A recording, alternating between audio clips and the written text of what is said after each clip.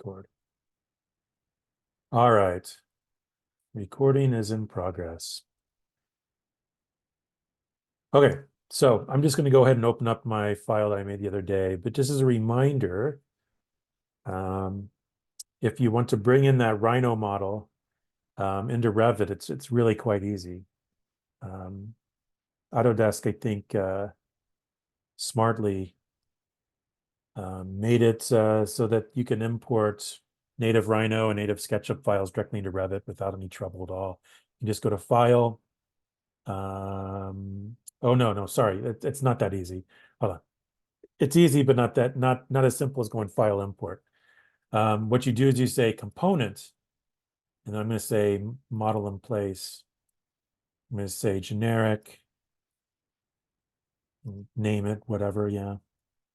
And then once I have this, I can say, okay, it wants me to make a generic component. Now I can go ahead and insert one from an existing CAD file. And here you can specify, let's say, Rhino files, 3DM. There we go. And here's mine, right? And you can simply bring it in and it'll appear here. And you'll see several things, right? This more developed model right here is the one from Rhino. And then I have these boxes that I started making the other day in Revit, where we started to make walls and floors and ceilings. So we've already gone over in our Revit environment making what we see here. Let me just turn off the shadows really quickly so I can get past this. I'm just going to go ahead and say cancel. And I'm going to turn off shadows just for a minute. They're kind of visually distracting. But you can see here in plan, I have a grid, right? I've made a grid. I've set up a sort of ordering system of a grid to help me out. In this case, I think it's 12 by 12, something like that, right? Or 24 by 24, I believe. Yeah, that makes more sense. So I have, let's say, 6 bays and 2 bays. Let's see. And then, of course, when I go back and forth, here's my plans, here's my elevations. Let me just go to what would be the front elevation, let's say south elevation. So I'm on the south of the building looking at it. So the part of the building facing south, I guess, is south elevation. You can see that I have also set up levels. Here we have level 1 at the sort of grade 0, 15 plus 15 plus 30 plus 45 plus 60. So 15-foot increments going upwards. I could change those to 12 just to be a little more congruent with the modules that I have in plan, but or not. I don't really care at this point. All right. And so you can see then that, given this grid, now I have something set up. If I start to draw something in plan, it's going to ask me, well, where's the base, right? Am I drawing it at level 1 or level 2 or level 3, 4, or 5, right? If I draw something in elevation, you can see that I can have whatever grid lines that I can see in this case that are show up. In this case, the column grid 1, 2, 3, 4, 5, 6, 7. And you can see that I have the levels. So when it comes to drawing in Revit, right, it really kind of wants to make like a wall or a door or a window or column, right? So that can be great when you know exactly what you want and you're just trying to like map out walls and things like that. But when it comes to like how you would do it in AutoCAD or Rhino, where you might go in elevation view, sculpt a shape, and then extrude it in a particular direction, a particular distance, it's less hopeful. So here, I can actually create a line and I can actually start to draw in elevation. But what happens when I try to draw a wall in elevation? Let's see. So first of all, it's going to say, well, if you want to draw an architectural wall, we want you to sort of draw either a center line or an inside line or an outside line in plan, and then specify the thickness and what type of wall it is, right? And the same with a structural wall. Let's say you're creating something that's, let's say, reinforced concrete, load bearing, beams are tying into it from the side and whatever. So it's kind of interesting what you can do. For instance, if I see, like, for instance, the Rhino model in the background here, right? I see these things, is I can make a wall from a face, right? And so what I can do is if I've imported something in from Rhino, let's say I didn't extrude things in Rhino, or I just have, the extrusions in Rhino, but I just want to say wall by face, then it'll should let me select one of these faces and then make that into a wall, right? So what I found is that it's actually easier for me if I want to do something outside the norm that Revit isn't good at. I do it in Rhino, and then when I need to bring it into Revit, finally I bring it into Revit. So there's certain things that Rhino is really good at and certain things that Revit's really good at. Rhino has the freedom, geometric modeling, but at the same time, then it doesn't have the sort of intelligence to sort of like string walls together and close corners and remember that you made this window and that there's a hole that's associated with the window, etc. Right? So those are the trade-offs, right? So when you're in Revit, it's oftentimes if you try to do something that deviates from the absolute norm, which is what we love to do in school and academia, then you have to almost fool it feels like, and get it to do something that it doesn't really think it should do. So that's the sort of long abbreviate or sort of long answer. But what I could do is begin to select these faces, and it's going to say highlighted walls overlap. One of them may be ignored because I've selected more than one. So let me just hit X and let's go to the three-dimensional view so you can see what happened here. So I'm looking at this face, and what I did is that's interesting. I must have selected this front face and then also this side face and made them both walls, maybe even the back face. And it said, well, these things overlap now. What are you doing, right? So what happens is when I do architecture wall by face, right, I can select that face and then you can see that the rest of this stuff, every face I hit then turns into a wall and offsets to a thickness. Let me just undo that last one and hit OK. Now if I delete that Rhino stuff, you can see what it did, right? So I accidentally made this face a wall, this side face a wall, this face a wall. I'm just going to go ahead and undo the delete that I just did, but you can see what happens when I do that. So if I have any kind of curvilinear geometry, that particularly if anything that's doubly curved or curves in elevation or section, I typically am very careful about modeling that in Rhino and then bringing that surface in, and then I can convert it into a wall or convert it into, and look, there's different types of walls. I can convert it into a wall and then turn it into a curtain wall, right? And then the question is, do I make it a sort of approximation of a curved wall with a set of facets? Each mullion is a rectangle, and so a sort of a smooth arc suddenly becomes a sort of a polyline approximation. Or do I even assume that, you can actually have curved mullions? They just cost more because they have to roll things around. But anyway, so it's probably more than you asked for, Sully, and I'm not sure I completely addressed what you were trying to do. But if I'm just sort of trying to make massings in Revit, I'm probably not doing that with Revit out of the box. I'd probably do that in Rhino, bring those massings into Revit, and then I can start selecting different faces and turning them into walls or floors or roofs, right? By face, by selecting each face. Okay, yeah, that makes sense. It didn't occur to me that I could be using the two programs Yeah. together to create a model. For some reason, I got caught up in trying to figure out how you create the Rhino model directly in Revit. But if I can do the two together, I'm good. I can figure that out. Yeah, so there's two other options that I didn't mention here, but they're options that you would see also in Rhino. One is wall by sweeping, like sweeping a profile along a path. And then you can also add we can also add reveals in the wall. So let's see, create a wall by extruding a path. So this is a sweep. When you do a sweep, I believe it gives you restart wall sweep orient, right? You can say, okay, do you want to sweep along a vertical path or a horizontal path? Let's do horizontal. And that's where then you might find, again, I find the drawing tools and sort of geometric modeling tools in Revit to be really cumbersome to use compared to if I was just in an AutoCAD or AutoCAD 3D or Revit environment. So yeah, but modify place wall sweep, I believe, what's it asking for? It's asking for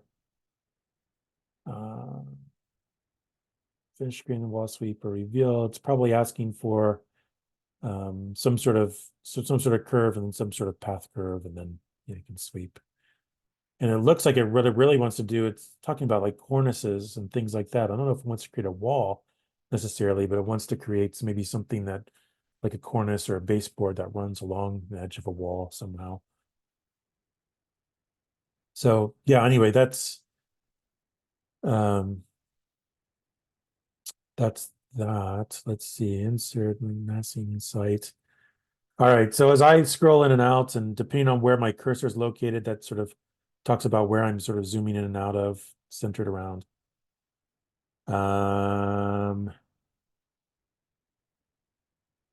So when I want to hold down the shift key and use my right mouse button, it rotates things around.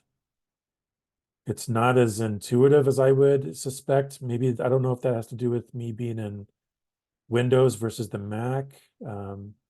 Scrolling and the two operating systems kind of differ because the Mac sort of changed theirs at some point to be more like if you were swiping in that direction. So to move up and down, like you're sort of directly manipulating the screen versus moving the abstract sort of scroller along the side. So it sort of hurts my brain sometimes to switch back and forth between these two things, and command clicks versus control clicks and things like that.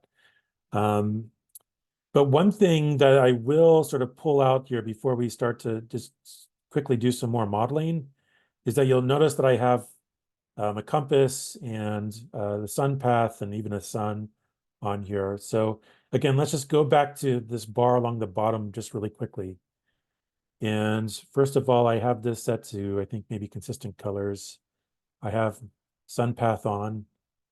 I have shadows. I'll turn those on. Now you can see the shadows sort of being cast across these geometries, and it's assuming that level 1 is the ground, and so it has a plane that the shadows are being projected on. These shadows look weird, mainly because it's a reminder I wasn't done really modeling this with this at all. Let me just move this over here. And so these boxes that are these new boxes I was modeling in Revit they're actually just floating in the air. So anyway, really quickly, what I did want to sort of point out here, let me just go again. I'm going over to the project browser, and let me just go to Axon and see if I change views, show you a few things here. How do I get this to pan? Let's see. Does control click, right click work? Does not. Oy.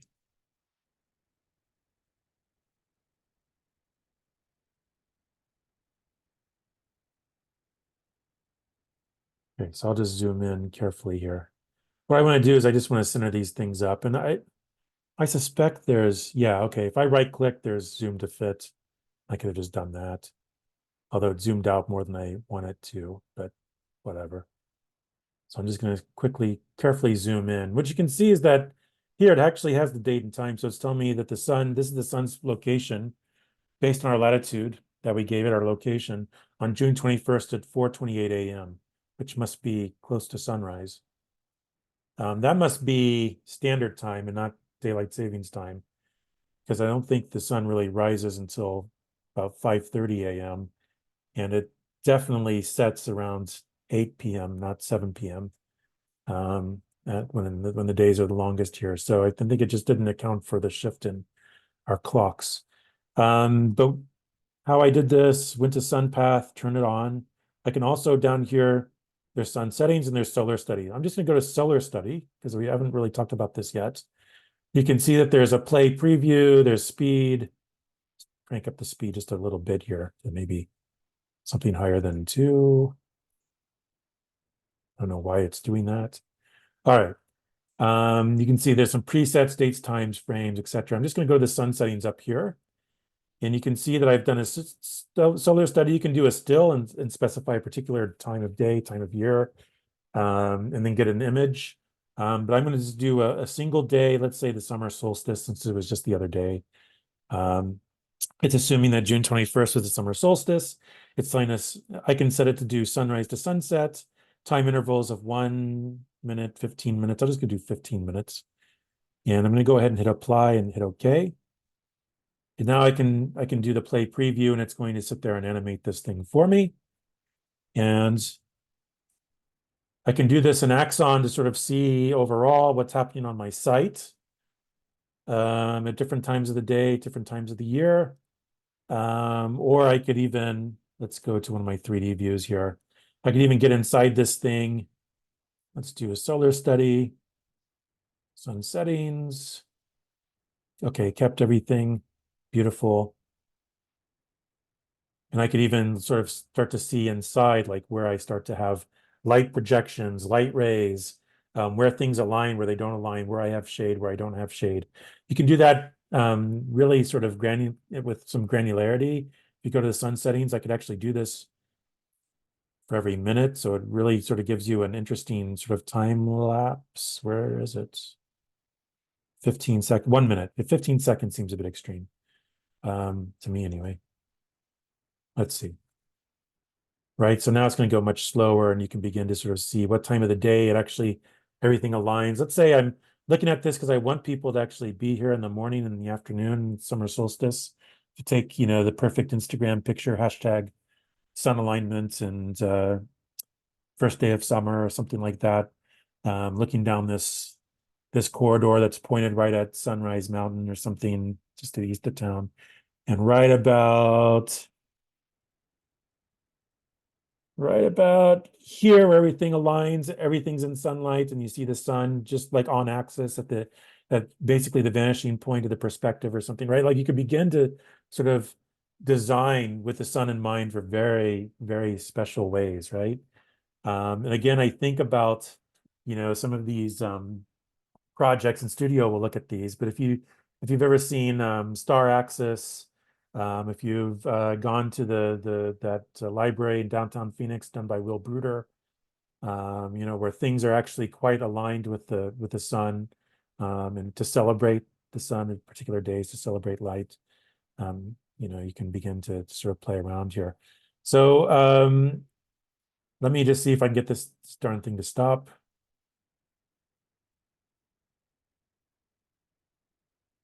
You can see it's on frame 500 something of 869. 869 must be whatever sunrise or sunset is. That's how many minutes there are between sunrise and sunset, I guess, on June 21st. Here again, you can always see these inflection points where the sun's sort of on the other side of the surface, the primary surfaces we're looking at, and suddenly what was bright was now dark, and now what was dark is now bright. So it's kind of an interesting way of sort of seeing the architecture in a time lapse sort of animate way, sort of understanding how these things might work. Let's see here. What's interesting is when you create a dark space, and then suddenly there's one point of the day where suddenly like light sort of contrasts with the darkness, right? That can be very special and feels like you're celebrating these sort of maybe they're annual cycles, maybe they're daily cycles, but that sort of circadian centric sort of decision making.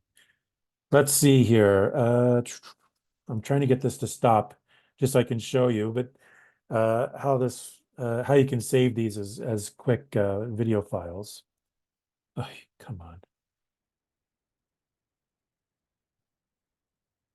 I don't understand why it won't just pause. I don't get it. Like, because basically, oh, cancels down here, but it's not letting me actually select it. Yes, please stop this operation. But once you have something that you like to set up, let's say you want to bring out a video, you can go to File, pull down here. Sorry, my mouse is being stupid, but all right, File, Export. Go down. You have to scroll down the export settings here just a bit. images and animations. Here, if you do a walkthrough, you do solar studies, or you're sort of framing an image, go ahead and export them. So I can say export solar study. Tell it, say I want to do all the frames, what dimensions, percentage of actual size, include the time, date stamp. Maybe I turn those on. Hit OK. It'll give me one of these videos. It actually runs through it, and it takes a little while when I did it right before class. So rather than tie up my machine for an awkward 12 minutes of us just watching my machine work, I will just, oh, well, suffice to say it works. I just don't know why maybe I deleted it because it was so awfully long. All right, well, anyway. So you can begin to sort of do these studies, and you can either manually move that sun around to a particular time and sort of see where things align. You can animate it. You can do so both immersed at eye level, right? So as a visitor or as somebody actually inhabiting that space, you can begin to see what kinds of things happen. Or if you just want to sort of get an overall view of the site and sort of see where you're casting shadows and things like that, you can obviously go out to Axon View and do this as well. And of course, this was June 21st. So let's see here. But what I found is that, when you start to make decisions, there's like certain decisions, you make certain decisions based off of, let's say, aesthetics or just, composition or, the sort of, the composition, conceptual ideas you're playing with. Maybe it's balance and imbalance or something like that, right? Or light and dark, and sort of mixing those things up, or whatever it is, or having a sort of building that's activated. Different parts of it are activated at different times of the day: morning, midday, afternoon, evening, whatever. Um, but what I found is that this can quite literally give you the ammunition you need to sort of say, here's why I pulled or pushed or opened up this thing, and to really show that you're being serious about how this thing might interact with light. Maybe it has to do with performance, maybe it has to do with screening lights, maybe it has to do with framing light or framing the sun in a particular way, or bringing in light but in a very dramatic way and in a very limited way. So to me, I think that's the important thing, right? You always have sort of some design ideas in mind, but these tools allow you to sort of in a rigorous way sort of understand where the sun is and how if you're really doing the things that you say you want to do. If you go back to sun settings, of course, I could change this. I could go to one day and specify a particular day. I could always say, instead of sunrise to sunsets, target, specify a particular time of the day, right? Let's go to winter solstice and see what happens when I do that and hit apply. Okay. You can see that again, the sun is not nearly as high in the sky throughout the day. It rises in the southeast, sets in the southwest. And the shadows are much longer, so you will be casting a lot more shadows. Let's just play that out one time. Right, I think that was just by hour, right? And of course, we can look at the equinoxes: March 21st, September 21st, spring and fall equinox. Theoretically, if they're equinoxes, they should be exactly the same. You can see that it's rising due east, setting due west, sort of equal parts daytime, equal part nighttime. Right. So yeah, more or less, it's saying 549, 547, but should be 12 hours in the sky and 12 hours on the other side of the world. So anyway, that's how you can begin, I think, to sort of get through this. I'm in Axon view. Again, as a quick reminder, we talked about going back and forth between different views. You have plans and elevations and sections. You have this cover sheet view. But again, if you want to start to make more three-dimensional views, whether they're axonometric, like parallel, or if you want to make some perspectives, you go to the View tab over here, 3D view. You can click and pull down. You can say default 3D view. I believe that gives you like a sort of axon, an orthographic 3D view. Yeah, that would be an axon, like a paraline drawing. So that's where I got this axon, and now it's up there, and I can always go back to it. And same with if I do the camera, I can place a camera where I'm located with the camera, and then where I'm looking. Right now, it's going to show me a viewport. It's called 3D View 2. Of course, I think I can right click on this and rename. I could say perspective 02. One thing you'll notice is maybe show original crop view, render settings, right? Before I click on anything else, when I'm in the perspective view or one of these 3D views, I can go to the properties and I can begin to change things. So it assumed I was just going to be 5.5 feet, sort of average eye level, I guess, for a human off the ground. So I can always change that. I could say, let's lift that up and go 20 feet. And then target elevation also 20 feet. Let's see what happens when I move that. Now I'm moving upwards. Let's move that to 28 and 28. See what this does. Right. So, and of course I could always go back to Axon. Oof. Well, I thought I could. Let's see. I was going to move the camera around a bit more, but maybe since I shifted my view around a bit, maybe it doesn't let me do that anymore. But then again, I can always stretch this window out and sort of see a little, make it a wider angle. So, right. So let's see. Now I have close to a 1 point, slight 2 point perspective, because I'm not necessarily completely parallel here to what's in the y-axis, but you can see here again, I'm in hidden line mode or wireframe. I can go to, let's say, consistent colors. I can turn on sun path. I could, yeah, sure, continue. Turn on the shadows, etc. Right, not very pretty. You can turn on realistic, and I'll try to sort of give you kind of like that rendered mode, and Rhino will give you some softer shadows and sort of render some things out. On my system, it's not quite as responsive. It's a little more laggy in Revit than it is in Rhino when I do that. So here you can see sort of a render view. Let me try another solar study here, and we can sort of see what the inside of this space looks like. Sun settings. Let's go equinox. Hello, equinox. Single day. Sorry, spring equinox, sunrise to sunset, time interval. Sure, let's do 15-minute time interval. Hit OK. I'll go ahead and hit play.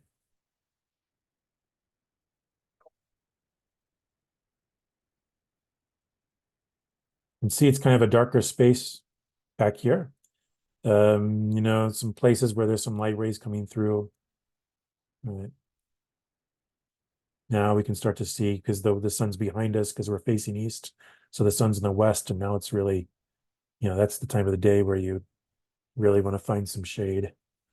All right. So anyway, does that stuff make sense? Is that sort of helpful? All right. I'm going to go ahead and turn this off of realistic and go back to just sort of consistent colors here. Right. I'm going to turn off some of these views. South architectural, close. Yeah. And let's see here. So what I was doing before was I was starting to, rather than taking this Rhino model and starting to do things by wall with faces, I was just going to remodel some things. I have the Rhino model off to the side. I was just going to use this as a sort of a reference and start to model some things here in Revit itself. Right? And so I started to make walls and floors. I talked a little bit about how we can make the sort of relationship between walls and floors, right? I mean, typically the way we do things is we might have a slab, we might have poured that slab with an angle, and there's maybe, steel underneath somehow, right? So it's holding this thing up a beam. Usually the wall sort of extends past this. So we're not usually infilling and setting the wall on top of this stuff, right? We usually let it run past. And so that relationship between wall and floor and roof is really important. Let's say this was a concrete slab or a rendition of it. We have beams going in this direction. We have a wide flange cut in section. It's really hard to draw with a mouse, but anyway, You know, our wall system would probably wrap, and the reason for that is usually, um, you know, we're thinking about insulation and what kind of thermal value we can get, you know, trying to keep energy from transferring one way or the other, right? And we usually do that, especially if we have steel structure. We usually try to, again, wrap steel structure up, so we don't have any thermal bridging between inside and outside. The reason being that steel likes to conduct heat, likes to conduct energy, and lots of parts of your buildings do, and that's where you start to lose energy one way or the other, right? What's really important about that also is on cold days, in particular in environments where it really matters, where you get cold days, you still can get really cold, and then it starts to, if you have any humidity in the air, it starts to condensation, right? So you want to, and then suddenly you have moisture in your ceilings and your walls. So again, those trying to solve that thermal bridging, there's an ecological, an economic, and a longevity sort of set of issues with it, right? Like there's a uh, argument to make a just higher performance buildings that aren't going to grow mold and things like that, and aren't going to be leaky from the inside, and aren't going to cost you a fortune to air condition and heat, depending on which season it is, etc. Right? So, um, same thing at the top, right? So, oftentimes we'll have, you know, something up here. The wall usually extends above it. And if we're going to make a flat roof, then we usually somehow slope that water back, right? We flash the pucky out of this thing, and then we gently slope the roof back to some sort of drain or scupper, right? Okay. So usually, and that's called a parapet. This, you know, is called a, you know, we basically extend the wall to be the fascia, to sort of, you know, enclose that sort of floor to ceiling sandwich and all this sort of stuff, the systems, the structure and everything else that's happening in between and behind it. So anyway, that was all just a quick way of saying, when we look at the relationship between floors and walls, they become really important. And oftentimes you have to think about these things a little bit in advance when you're drawing these things, or otherwise you have things that become a little more science fiction, right? Like you might have, you don't usually see the stripes of the floor slabs on the outside of the building, right? The skin, the envelope is usually wrapping as the clothing around the building, right? And oftentimes you don't see the walls and the floors sort of overlapping, right? Like you clip the walls on if it's an exterior wall, let's say a curtain wall, right? You literally hang it, clip it to the structure and the slab in different places, right? So again, thinking about how you draw these things. If I go to my plan view, and I think maybe it's, yeah, save the project. I don't care. So I don't know why it's interrupting me. Let's go to plan number 2 or 3. Where is it? Here we go. Right. So I have a floor. And then when I did it, I drew the wall around it. But when I drew the wall, right, I go to wall, go to architectural wall, and I can specify what type of wall it is. In this case, I said generic 6-inch basic wall. I can go up and I can say the location line, the line that I draw for the path of the wall, is at the interior finished face of the sort of the inside of the wall, to the outside of the wall, to the center line of the wall, right? Since I'm going around this slab, I made it the inside face of this wall. And that way I could sort of draw around. You can sort of see the line that I'm drawing is now the inside face of the wall, right? And that way I'm sort of building in that relationship between floor and wall, right? You wouldn't think that'd be that big of a deal, but it really is, particularly later on when you start to zoom in on these things and start to show details and section, and you know, having those relationships be true become really important, you know, when you start to try to detail things out. So you don't have to remodel and redraw things after the fact, right? So thinking about these things a little bit in advance can be helpful, save you some frustrations later on. Anyway, let's go back to the axon view so we can see the three-dimensional view. Another thing I did is I modeled a roof. It's similar to a floor, but there's some differences. one thing I wanted to do is I wanted to make a slope tip roof. So what I did is I just embraced the fact that it was going to make a hipped roof.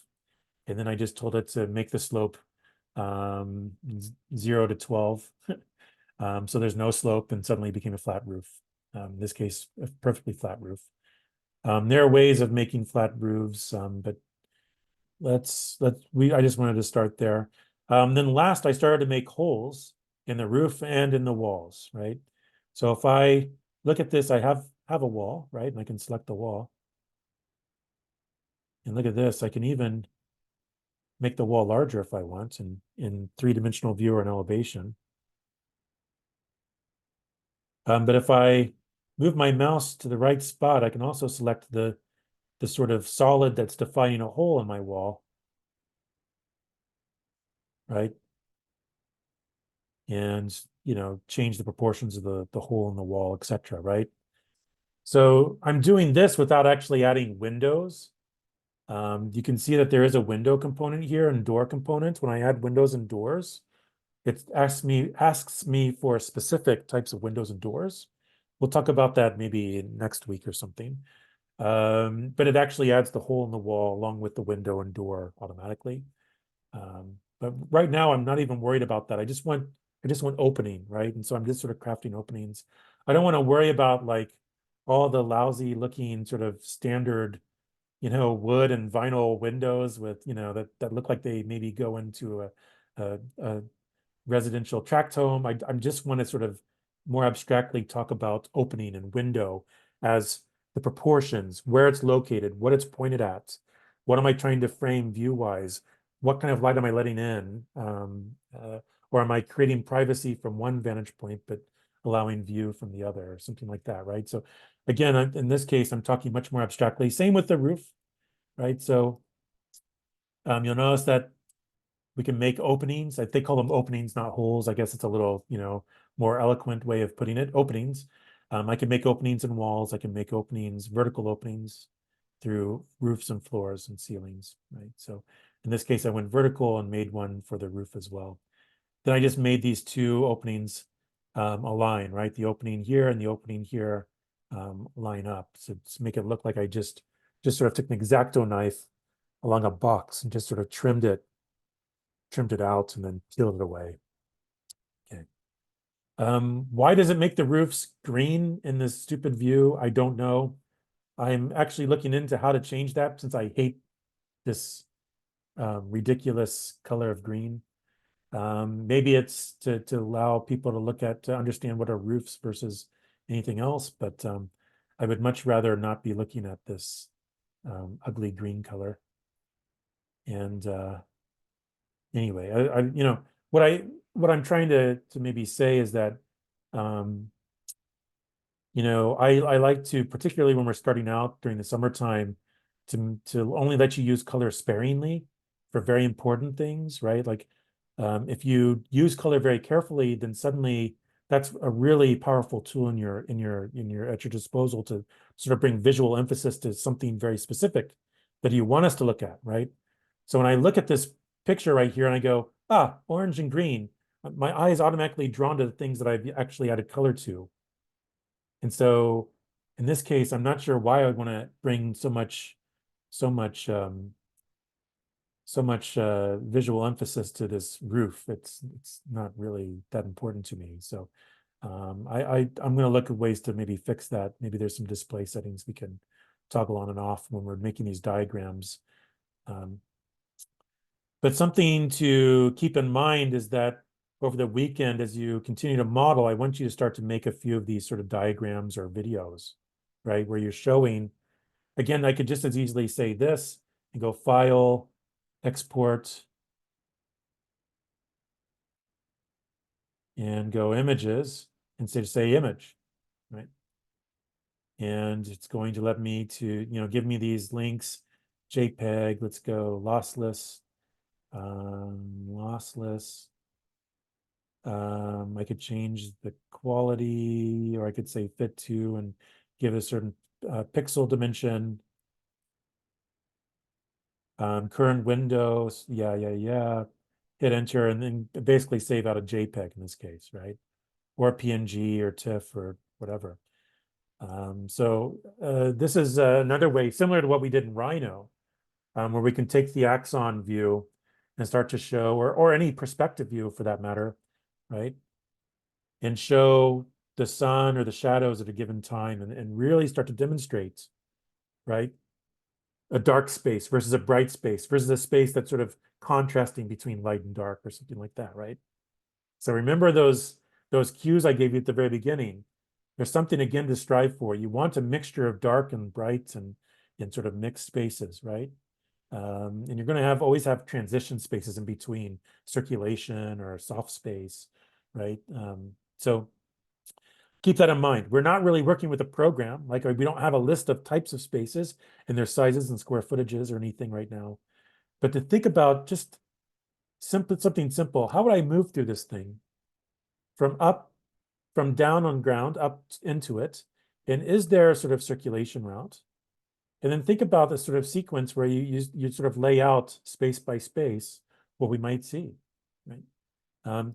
It's not too hard to do. I just go to view, right? And go to 3D view. And I place a camera in a particular location, and then I can move it around, right? And so, yeah, now I have another one. Now, maybe I need to move this thing around. Let's see here. Let me go back. Where was I? I was in axon view. Yeah, here we go. It's still here. Because I had the axon view thing. I can always change where my camera is located or where I'm pointed, right? Go back to this thing. I could always change the elevation of it. Down here, eye elevation is ridiculously low. Maybe I'll bring it up a little higher, 30 feet, et cetera, right? So, I can begin to sort of play around with this. Now, this isn't the most intuitive controls for this thing, but remember, I have this thing selected. I can go to Axon and see the camera. I could also go, I hope Revit doesn't make me a liar here. Yeah, I have 3D view. I have this selected. So the camera itself will be selected in elevation and plan. I can begin to move it around and locate these things better. Let's say put it in a specific room. Let's put it in this one. Let me go now to level 3. Let's see where this camera is located. It's way off over here. Maybe I want to put it over here. And maybe I want it to look over here. And now I can go to 3D view. Let's see what I'm looking at. Oh yeah, that's much more interesting. Now I'm just going to change it so my frame so I can see quite a lot more. I can see down where close to where my feet are. Don't want to cut this off. And look at that opening right now. So again, practice, play, break it. Tell me how you broke it next time we meet tomorrow, or next week, because that's how we learn, right? And anyway, let me just again, sun path on, continue with the current settings. Sure. Stop bugging me with that. Let's turn the shadows on. Let's turn this to consistent colors. Right now we can begin to see some things. Let's see. Let's go to solar study. Let's think about single day, summer solstice. Hit OK.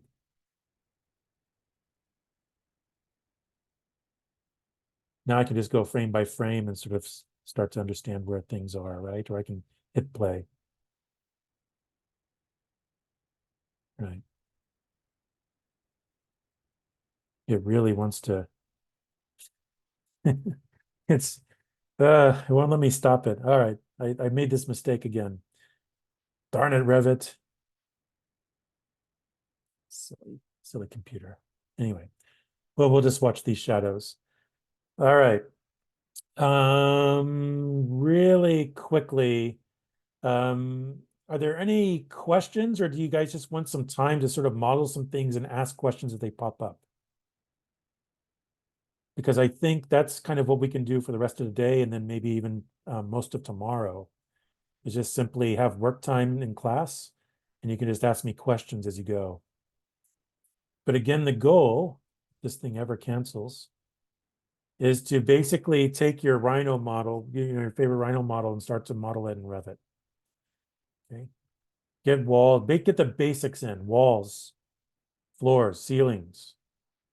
You can begin to, again, take some artistic license here. Again, you're designing, but it's kind of fun design, don't have too many restrictions or anything like that, but play around then with how do you make an opening in the ceiling, in the roof, or in a floor, or in a wall, right? What is it aimed at? Again, if it's something where you want to sort of frame some sort of light phenomenon in the morning time, then you're going to start looking at all your east faces, or in the afternoon, the west faces, or let's say you want to point something directly at the sunset to the west, then, but you have to start thinking in terms of now solar orientation, along with how you're modeling this, okay? And for our purposes, you can just assume that north is north, south is south, okay? This thing really just wants to continue. Yes, I want to stop this operation. Cut it out. There we go. Oy, oy, oy. All right. So I'm just going to close this view. And yeah, great. You can see I have my shadows turned on, so you can see them being projected in elevation, right? It's kind of fun. And in plan, right?